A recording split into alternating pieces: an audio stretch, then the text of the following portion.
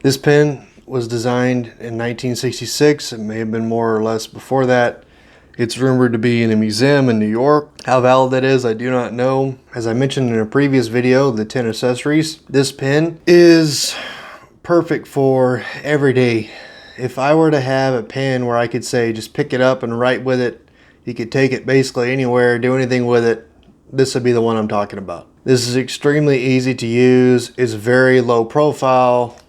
No one knows what it is. It's not flashy. It's not gaudy. I have other pens that are like that, which I'll do future videos on, where if someone were to see it, they'll obviously know what it is, and more likely than not, you guys can probably guess what brand it comes from. And I will say this pen is extremely well designed. If I remember correctly, it's piston filled. It has a little ink window here. You can't even tell it. I mean, you can tell in the light if you're looking at it, but it doesn't break the lines or anything in it. Back here, the line, the piston where it goes up and down, it works just fine. The line is not even visible. You have to manually do it. Very easy. There's nothing here blocking you, nothing stopping. You can grab it any means that you want to. Same with the left hand. As I mentioned before, I broke this arm when I was young, so I learned to write with both hands, so I will do writing with both hands. But the section, perfectly fine. And if you like to hold it higher, this is extremely comfortable up here as well. Okay, this is a very light pen, and the reason why I would strongly suggest, if you want to have an everyday pen where you don't have to worry about it, I would say you write for an extended period of time with this. Notes, if you're in class, and this pen will not let you down. The reason that I would also select this pen is because the nib is firm. So if you're trying to write really quick, well, more likely than not, you're not looking for flexibility and does it do this and that. You're looking for it to do its task, and that's it. Pretty much all I got to it. This is not spread the tines or anything, so you're not going to get a lot of variation on the line, which I don't think this pen was designed to do to begin with. I think it was designed for a simple purpose, to write and do it well, and it does that perfectly fine, and it's extremely lightweight. I can't say much as far as the other model that's pure. I don't know if it's what kind of metal it's made out of.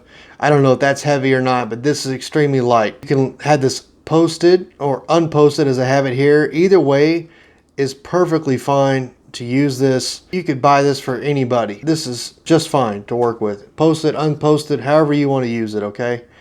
And it gives a very satisfying click, so you know for sure that the cap is on. That's also something that I like about it. Because I'm going to do a writing sample, so I'm looking over here on the side.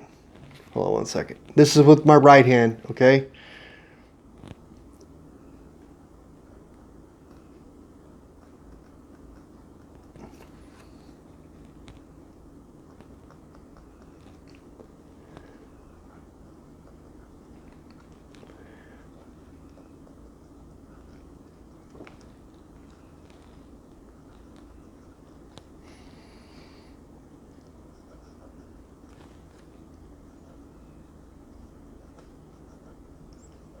Now, I will say this, it does give a little bit of feedback, but it's not much. A little bit of a sheen to it, a little bit of wetness, which I do prefer.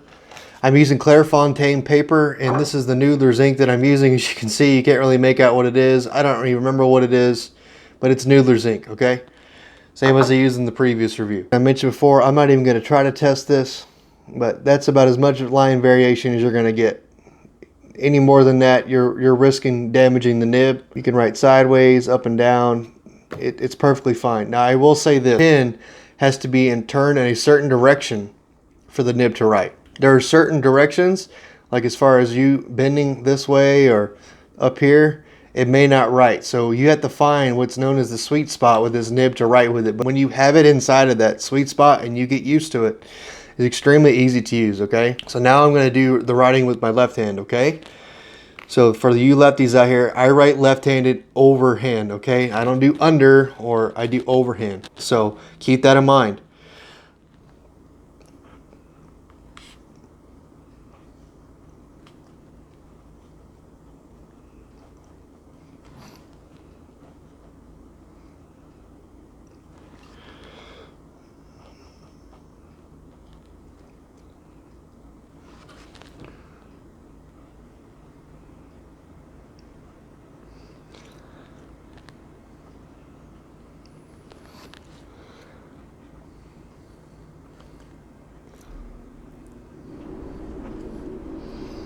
If I remember correctly, this is a fine nib. So that's something else to take into consideration. As you can see here, writes just fine, left-handed as it does right-handed. As I mentioned before, I write overhand, so as you can see, I can, like I said before, I can write with both hands. So this is the left-handed version of this. So you can see here, it marks just fine. It skipped a little bit there. Like I said, this is a problem that you're going to have writing with this with left-handed, is you're going to have to figure out where that sweet spot is on that nib. But when you hit that sweet spot and you start writing with it, it's perfect. And one thing I do like about this is the ink that I'm using for Müllers here, it tends to dry quick. So if you're an underwriter and you write like this, it more likely than not will dry before it gets to your hand. Okay, that's something else I do like about this. This isn't fine. It's not a Japanese fine, obviously. Those are extremely fine. But I feel like this is perfectly suitable for anything. And I've used this on many different kinds of paper, and it doesn't seem to have that much of an issue as far as writing with, generally speaking, normal paper. Okay, but this is Clairefontaine paper. If y'all have any questions, please leave them down below. And this is my review of the Lamy 2000. And I will be doing another series of fountain pens. I have probably 2 or 3 more, and I have the Fisher Space Pen as I did in the other video. And like I said before, if y'all have any questions, please leave them down below and subscribe to my channel. Thank you. Have a nice day.